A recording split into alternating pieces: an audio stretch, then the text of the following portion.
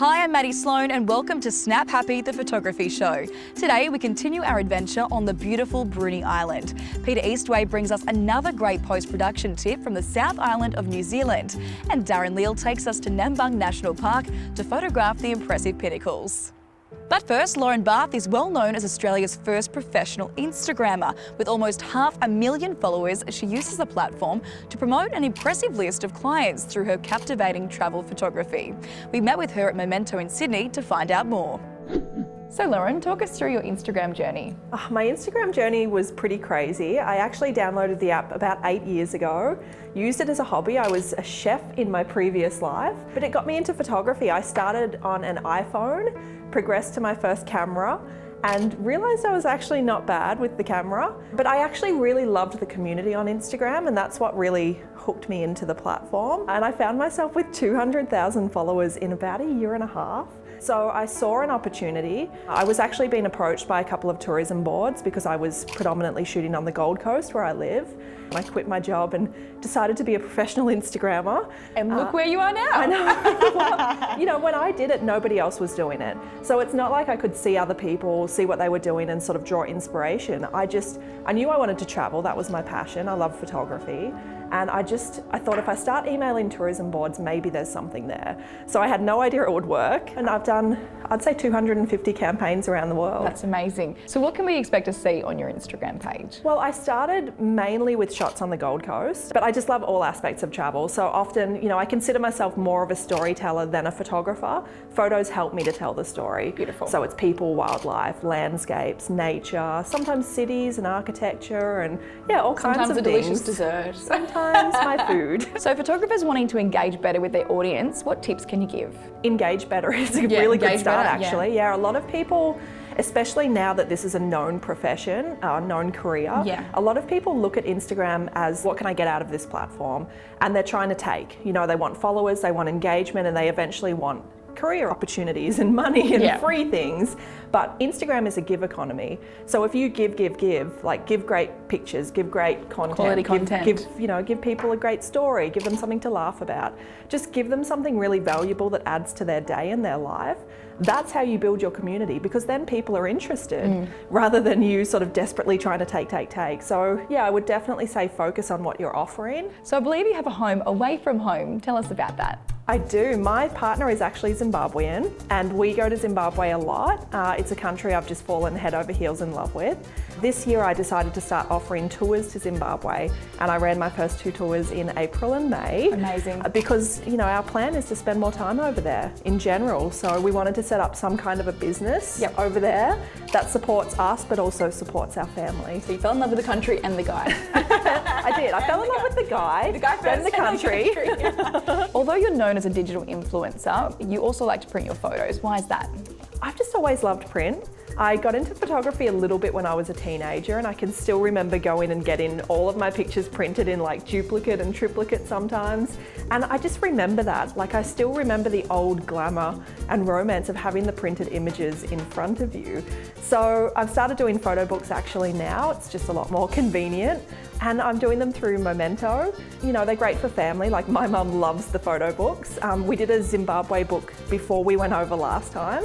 And it was a really big, thick one with heaps of images and the family went nuts over it. I sort of sat down with a few people gathered around me and got the book out. And by about 3 minutes in, I swear there must have been 30 people crowded around me, just pointing at the pictures and like laughing and remembering. And it was really beautiful because my partner has lost his mother and there were a lot of beautiful shots of her in there. So the family really appreciated it. You also have a printed portfolio produced by Memento. Now, why do you prefer this over a digital copy? Most of my work is online, obviously, and the types of clients that approach me for work are obviously familiar with my work because they've seen me on Instagram.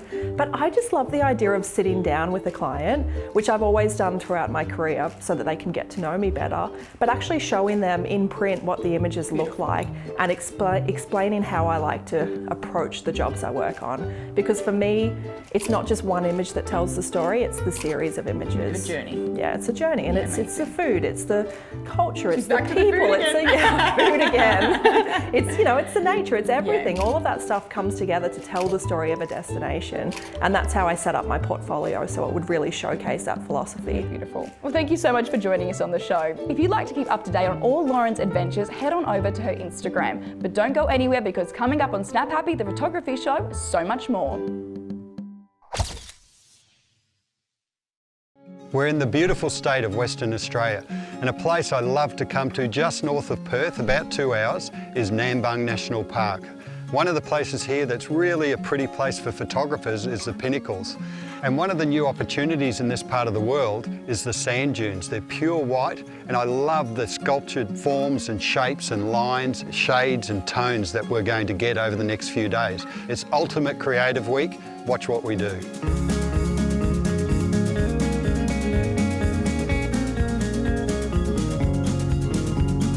It's got a really diverse amount of landscapes, a lot of sand, but also some really interesting geological formations, the Pinnacles, which are really interesting to photograph as well. 360-degree panoramic views filled with really strange landscapes that really excites people to make photography.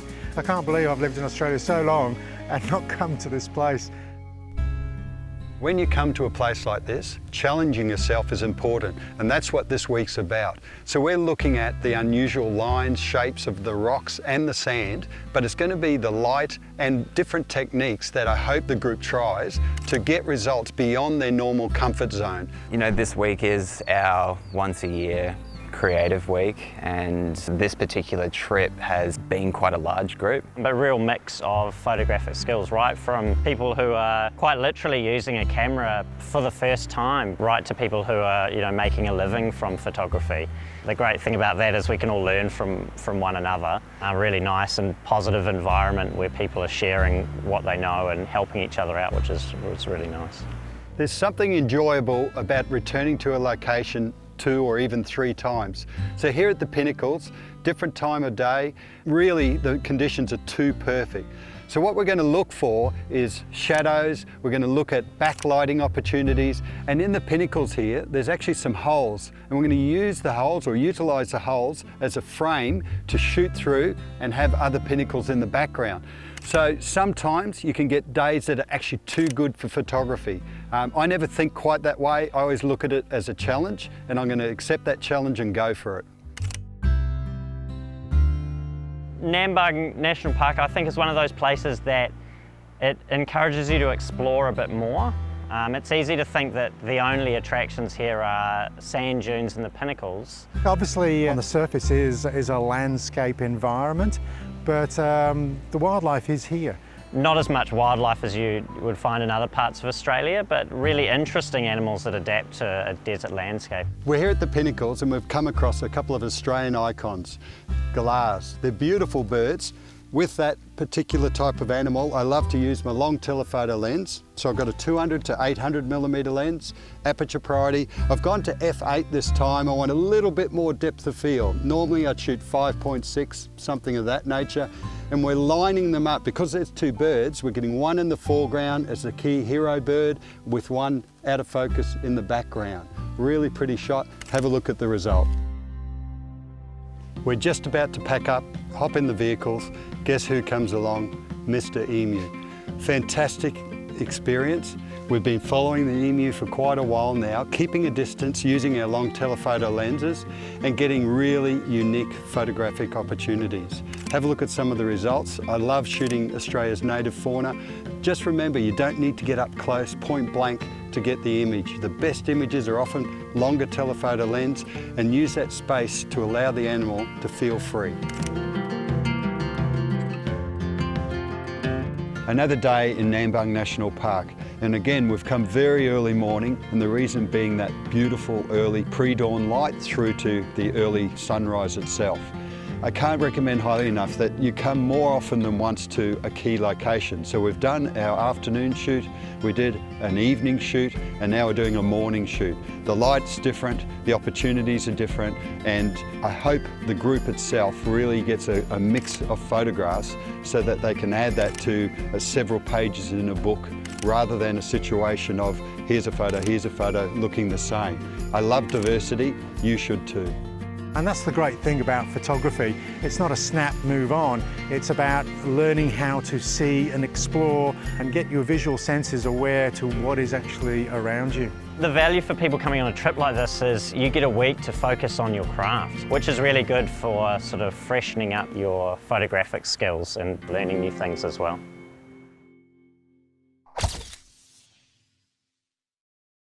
Bruny Island is a location of great diversity for any tourist, but it's an absolute delight for photographers. The range of photographic opportunities are endless, and Richard Bennett is an absolute testament to that. Richard, you're a Bruny Island local. What do you love about the place? We just love the solitude, and we love experiencing the wild weather and the beautiful light. You're well known for your coverage of the Sydney to Hobart yacht race. Tell us about that. In 1974, I flew out over the fleet as they rounded Tasman Island and photographed a few of the boats. And the pictures were so well received that I decided that the following year I would photograph every boat in the fleet. And then I started photographing the race over the ocean. And nobody had ever seen pictures of boats at sea before. And now I've continued that. This is my 46th consecutive year. Amazing. Back in 2012, you produced your own Bruny book. Tell us about that. Well, one of my close friends is Jill Muir. We looked up all of the produce on Bruny Island. We had fish, there was abalone, Bruny Island wine and chocolate, all sorts of stuff. And we got recipes from locals. We would photograph it and eat it. And Jill would write a story about that. I photographed the island because it wasn't just a book about food. It was a book about lifestyle, an island lifestyle.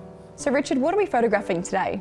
What I'm going to do is go down to the beach and light a fire like we did when we were youngsters and cook some fish on an open fire next to the sea. Delicious.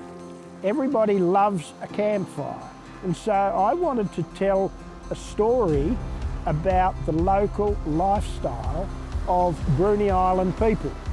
Well, the camera I'm using is the Fuji X Pro 2. It's a lightweight camera. The lens quality is outstanding, and it ergonomically suits the way I shoot. I'm looking for a sequence of shots so that I have a variety of images to choose from. I want a wide shot to establish the location and a variety of close-up and detail shots that I can move around, and that would be placed alongside a recipe in the book. Bruce Pottinger has been on the forefront of digital photography since its inception, and he shares his vast knowledge on the Bruny Bunch workshop. Bruce, I've heard you are the guru of medium format cameras. What do you love about them? Well, it's just the quality of the file. I started my photography with medium format. I have never actually changed from medium format, and when I move now into the digital arena and having the Fuji GFX 100 megapixel camera at our disposal, giving us a huge dynamic range, and the detail you get in those images is ideal for my type of landscape photography, where I want to enlarge them, put them up on the wall, if you like, in fine art. Perfect. What are some of the highlights that you like to photograph on Bruny Island? Bruny offers so much. It's just an amazing landscape. We also get clear skies down here, and those clear skies give us a huge opportunity not only to look at the southern lights, but also to work on the Milky Way and do some great star shots. Beautiful. Can you walk us through that process?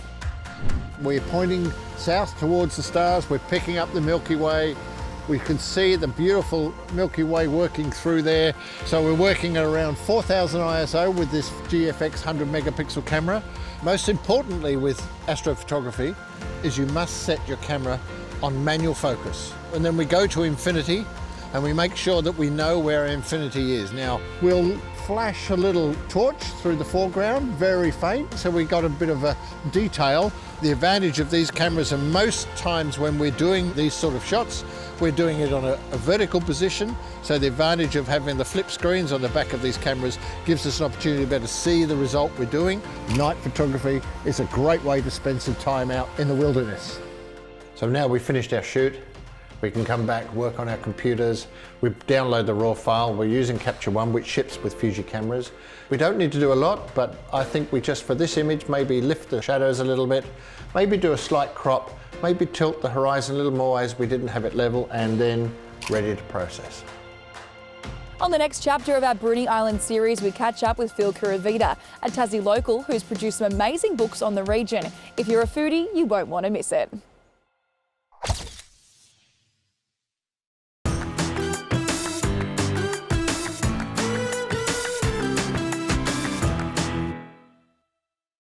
When we're stitching, there are two approaches. Some cameras have got an automatic panorama built into them, and they're great fun. The other option is to do it manually, where you're going to take a series of photographs, all overlapping, and then software joins them together later on. One of the things that you need to think about is when you're doing a stitch is, do you want to have a panorama that's going to be 180 degrees or 120 degrees, or do you want a 360 degrees? Either way, you need to give some consideration to your exposure, focus, etc. First of all, when you're setting it up, put your gear underneath your tripod, and a tripod is a good idea. Second, manual everything. Manual focus, because as you go around, you don't want the focus to change. It's manual exposure, because you want the exposure to be consistent from frame to frame as you go around. Finally, if you've got a tripod and it's got spirit levels, this can be really useful for leveling the camera support so that as you spin around, everything is even. If it's not, you find that you get a wave in the horizon, and we want to avoid that. Back to the homestead. Let's see how we can put these images together. So my head's still going around after doing all those 360s. I'm sitting down again with my Wacom Mobile Studio Pro. I've got Adobe Lightroom open. To select the images for the 360 degree stitch, select the first image, hold down the Shift key and select the last one. And I've got 16 images here. We then go up to Photo, we come down to Photo Merge and across to Panorama. Lightroom opens up with a number of options. It gives you spherical, cylindrical, perspective. I found on this particular image that only spherical and cylindrical worked better. It takes a little while to build the preview. The more photos you've got, the longer it's going to take. And all I have to do is press the button, Merge. So here we have it, a wonderful 360 degree panorama. And you can see the Tone River coming from the left and going through to the right. You can even see my shadow in there. Later that day, we took another photograph a little bit higher, and I think this one is possibly more successful in terms of composition. It's now just a matter of working it into a cohesive photograph, and we're going to do that by lightening and darkening. We're going to check the white balance once again, we check the exposure, and I'm going to darken it down just a fraction because I want the foreground here to be a little darker, and then I'll lighten up the middle later on so that the eye goes into the picture. However, before we do that, let's just refine the sun. It's just a little bit bright in that cloud over there, so let's grab a graduated filter, drag from the top and down. You can see it's darkening the image, and so now when I look around the picture, I've got a dark top, a dark bottom. I've naturally vignetted the image. Now we can grab my favourite tool, the adjustment brush, drag through to almost the left-hand side. So I'm just going to lighten the image up a little bit, like that. Grab the colour saturation, move that to the right, and that'll just increase the colour in the middle there and bring the eye into that part of the image. And that's more or less it. There we have it, a 360 degree panorama, lovingly edited in Adobe Lightroom. It's all looking pretty good. Photography is all about capture and post-production. I'm Peter Eastway. I'm here with Howard at the Sterling Street Camera Electronics store, and we're about to head out to one of your favourite landscape destinations. What gear do we need? Yeah, that's right, Maddie. We're going out to Bells Rapids. So we're going to take the new Panasonic S1R with the 24-105 Lumix lens, and we're going to grab a Nissi landscape filter kit, Sururi tripod, and then a nice low pro backpack to carry it all. Beautiful location. Where are we? Bells Rapids Park, about 45 minutes from Perth. Lots of nature, beautiful birds. We've heard them singing all morning, which is great. Lots of water, bushwalks, nature, and it's just a beautiful place to come and spend a bit of time. So what are we photographing today? Photographing water and through the rapids. Playing around with some tripods and neutral density filters to see if we can get a bit of movement look in the pictures of the water. Today I'm using the low-pro Freeline 350. Really like this bag. I can strap the tripod along the front here. I've got easy access, nice storage for all your cables and bits. And then the other nice thing is, at the front you've got this little day bag area. I'd choose to store my filters there, but if you don't want to do that, you can just pull that straight out and have a normal backpack. We've chosen the Sururi waterproof tripod today. This is the 2204. There's also a smaller one. It's carbon fibre, so it's lightweight, very sturdy. It's got a spirit level, which is great for these sort of situations, both on the tripod and on the head. And being waterproof, it means if I want to get that bit closer to the water to get that shot I'm looking for, I can actually bring the tripod in and submerge it a little. And just gives me lots of flexibility in these situations. The other thing we can do is hang our bag on the bottom of the tripod off the little hook for some extra weight and stability. We've got the great Panasonic S1R. It's got 47 megapixels, which is fantastic. You can also use it in high resolution modes and get a lot more if you want. I'm not needing that today. With the 14 stops of dynamic range, it gives us a great opportunity to pull the details out in the highlight and in the shadow areas. We've got the Nissi starter kit today. It gives us some 100 and 150mm filters. It comes with a few adapter rings. The one we're using today is a 77mm. And on the front of this adapter, you can stack up to 3 square filters. You can also use circular polarisers. At the moment, we've got the 10-stop straight neutral density filter on to let us slow the movement right down. We can also use these graduated filters, so if we want to get a differentiation between the sky and the water, we can do that as well with this. Let's see what we can do. We've got the beautiful flip-out screen here, which makes it handy. Putting it on the self-timer to avoid the shake, so I didn't bring a remote with me. I'm going to shoot at 400 ISO. It's a little bit cloudy today. Auto white balance because it's great out of the camera. I'm going to go to f16, so I want to get a nice bit of depth of field to make sure I'm in focus all the way back. And with the 10-stop filter, hopefully get a bit of movement. That's going to have me at around 5 seconds exposure, and I'll see how that goes. To capture your own stunning landscape images, head on over to the Camera Electronic website to find more inspiration and expert advice for all your photography needs. Thanks for joining us on Snap Happy. If you'd like to join our community, head on over to snaphappytv.com. There you'll find exclusive content, competitions and special offers from our partners. See you next time on Snap Happy, the photography show.